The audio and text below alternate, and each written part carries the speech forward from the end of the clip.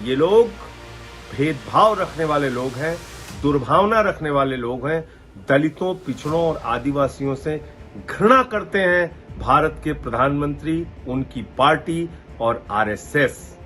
सबूत के बिना किसी एफआईआर के उठा के जेल में डाल सकते हैं, तो एक आम आदमी की आवाज अगली सरकार में उठाने की हिम्मत किसके पास बचेगी? दिल्ली के अंदर इन्होंने ये बात सोची थी कि अरविंद केजरीवाल की गिरफ्तारी के बाद आम आदमी पार्टी खत्म हो जाएगी, विधायकों को हम तोड़ लेंगे, सरकार को खत्म कर देंगे, पार्टी तितर-बितर हो जाएगी।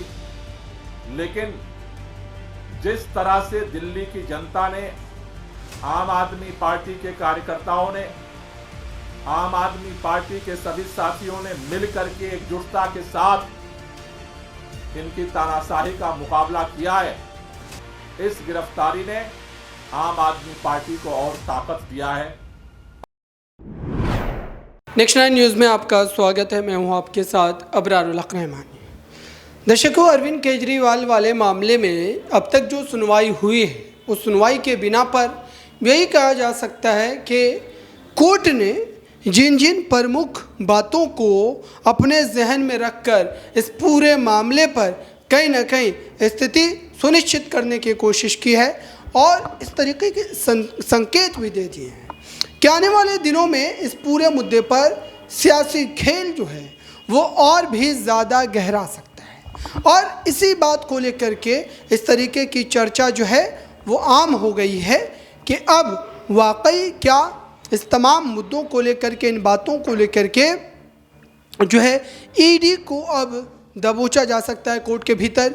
क्योंकि जो बीती सुनवाई हुई है, उस सुनवाई में जिस ढंग से ईडी के वकील ने अरविंद केजरीवाल की ज़मानत का विरोध किया है और बार बार वो एक ही बात को दोहरा रहे थे और ये कह रहे थे कि अरविंद केजरीवाल को अगर चुनाव की वजह से ज़मानत दे दी गई तो इसका कहीं ना कहीं गलत संदेश जो है वो जाएगा और इस वजह से अदालत को जो है ज़मानत देने से परहेज़ करना चाहिए। इस तरीके से उन्होंने अपने पक्ष को रखा और ये बातें जो है की गई।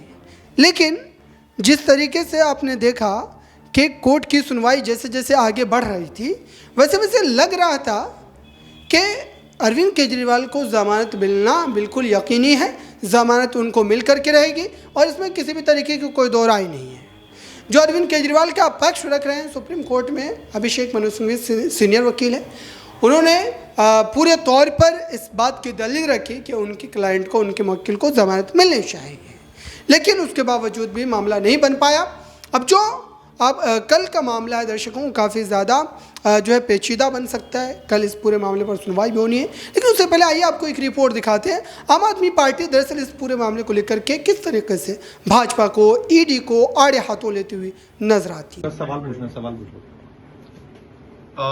सर, सैम पित्रोदा का स्टेटमेंट आया, रेसिस्ट बयान एक तरह से उसको बताया जा रहा है क्योंकि उन्होंने नॉर्थ ईस्ट के लोगों को चाइनीज बोला है, साउथ के लोगों को अफ्रीकन बोला। और प्रधानमंत्री अब कह रहे हैं कि कांग्रेस ने राष्ट्रपति द्रौपदी मुर्मू को हराने की कोशिश इसलिए की क्योंकि उनके स्किन कलर की वजह से उनको हराने की कोशिश की।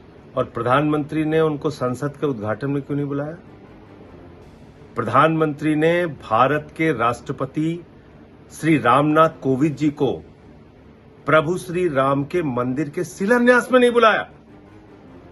प्रधानमंत्री ने श्रीमती द्रौपदी मुर्मू भारत की राष्ट्रपति को मंदिर के उद्घाटन में नहीं बुलाया। संसद, दोनों सदन, उसकी प्रमुख महामहिम राष्ट्रपति श्रीमती द्रौपदी मुर्मू जी को संसद के उद्घाटन में नहीं बुलाया। ये लोग भेदभाव रखने वाले लोग हैं, दुर्भावना रखने वाले लोग हैं, दलितों, पिछड़ों और आदिवासियों से घृणा करते हैं भारत के प्रधानमंत्री, उनकी पार्टी और आरएसएस। आरएसएस का तो खुला कहना है भागवत जी का आरक्षण खत्म होना चाहिए। मनमोहन वैद्य कहते हैं आरक्षण खत्म होना चाहिए। बीजेपी के नेता कह रहे हैं संविधान बदलना है। जहां तक सैम पित्रोदा के बयान का सवाल है, उस तरह के बयान का कहीं दूर दूर तक इंडिया गठबंधन का कोई भी व्यक्ति समर्थन नहीं करता।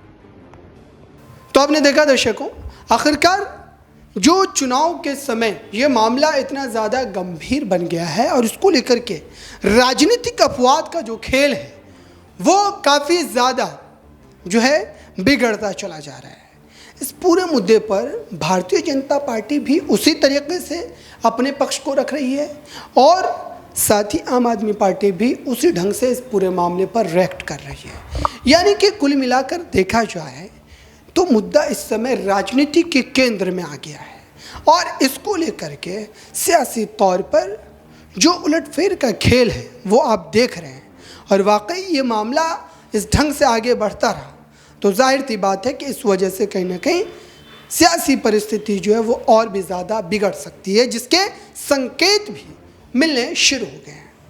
लेकिन इस पूरे मामले पर आपको एक बड़ी जानकारी ये भी होनी चाहिए कि आखिरकार कोर्ट में जो अब सुनवाई होगी कल के दिन, दरअसल उस सुनवाई में मात्र कोर्ट को ये बात, ये निर्देश या आदेश पारित करना है कि आखिरकार जो चुनाव को लेकर के अरविंद केजरीवाल ने ये जो याचिका दायर की है, दरअसल उस पर कोर्ट का रुख क्या है, कोर्ट का पक्ष क्या है और कोर्ट इसको लेकर के किस तरीके से जो है फैसला सुनाता है, इसी पर सभी की नज़रें टिकी है। दर्शकों, इस पूरे मामले को लेकर के जो है हमारी नज़रें बनी हुई है, चूँकि जो है दिल्ली की राजनीति में और ख़ास करके लोकसभा चुनाव को लेकर के जो आम आदमी पार्टी 4 सीटों पर चुनाव लड़ रही है, उन सीटों पर भी आम आदमी पार्टी ने इस मुद्दे को भुनाने की पूरे तौर पर कोशिश की है, जेल का जवाब बोर्ड से इस तरीके के बैनर पोस्टर के साथ।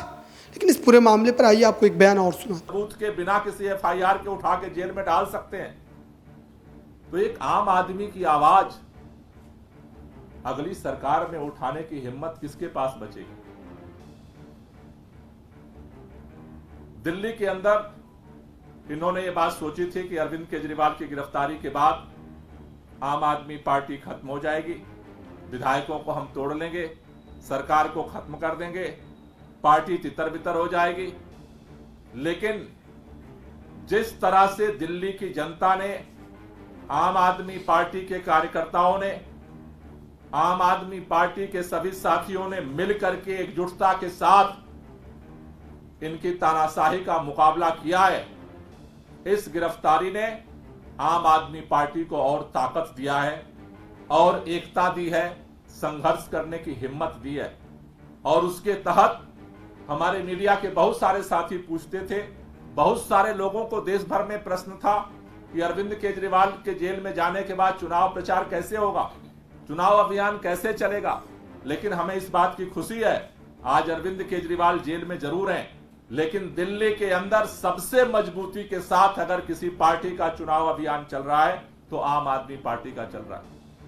हमने दिल्ली के अंदर जेल का जवाब बोर्ड से सबसे पहले हमने पहला चरण का अपना campaign, door to door campaign jail का जवाब बोर्ड से शुरू किया था। पूरे दिल्ली के अंदर 4 सीटों पे जहां आम आदमी पार्टी के कैंडिडेट चुनाव लड़ रहे हैं, पूर्वी दिल्ली, पश्चिमी दिल्ली, साउथ दिल्ली और नई दिल्ली, वहां पर हमने घर घर जा करके जेल का जवाब बोर्ड से कैंपेन हमने सबसे पहले चरण में शुरू किया था। दूसरे चरण में हमने पूरे दिल्ली के अंदर 4 लोकसभा सीटों पर जेल का जवाब संकल्प सभा की हमने शुरुआत की, जिसमें बड़े पैमाने पर हर वार्ड में ये संकल्प सभा हो रही है। और इस वार्ड की संकल्प सभा में जिस जोश के साथ लोग आ रहे हैं, शपथ ले रहे हैं, आज शायद किसी भी पार्टी की इस तरह की सभा नहीं हो पा रही है वार्ड लेवल पे। तो आपने सुना दर्शकों, आखिरकार आपको क्या लगता है इस पूरे मुद्दे पर, आपकी राय क्या है, कमेंट बॉक्स में ज़रूर बताएं। और आखिरकार 24 के चुनाव में इसका कितना ज़्यादा राजनीतिक असर हो पाएगा, इस पर भी अपनी राय ज़रूर रखें। फिलहाल इस रिपोर्ट में बस इतना ही। जुड़े रहें नेक्स्ट 9 न्यूज़ के साथ।